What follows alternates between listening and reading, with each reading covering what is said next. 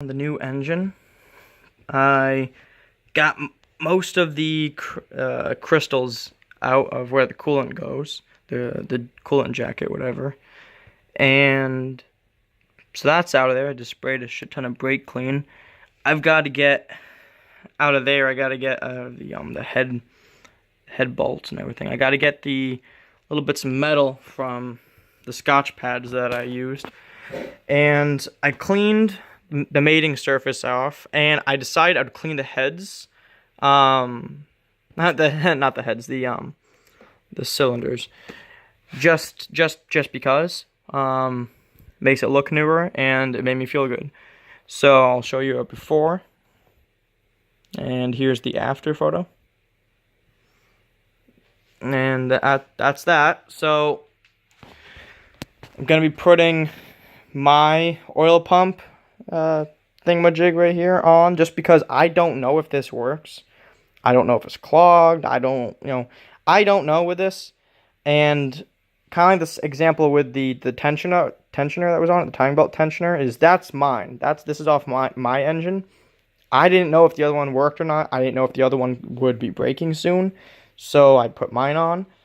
And for most of this engine, like the flywheel, I'm putting mine on, and I'm also putting my timing belt and accessory belt and all, the belts that run the AC and the power steering pump. I'm putting those from my car on because I know that those were replaced only about 20,000 miles ago, and they were on this engine, which, this engine crapped out on me. Oil pan bolt fell out, lost all the oil, and it partially seized, but it got horrible rod knock, and I'll put a video right here of the rod knock that it got.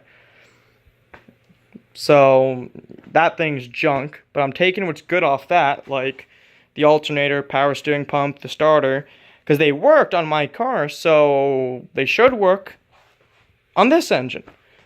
So these are the old heads off mine. I just took them off because I'm going to clean them and try to sell them.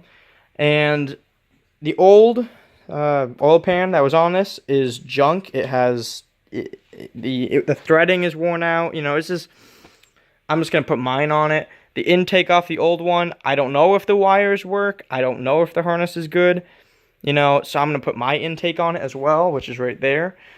So I'm really just keeping the long block of the engine, and I'm just putting everything else on it and putting it back in my car.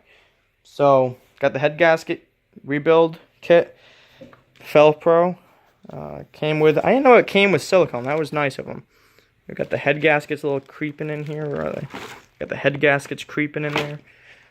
And then I'm gonna have a working car again. Sadly, not turbo. It's not even a 5-speed. It's an automatic Subaru with a naturally aspirated 2.5. It sucks, but I need a car, so this was ultimately cost effective for me to do this compared to buy a new car or have a shop, put a new engine in my car for me. So that's that, and have a good one.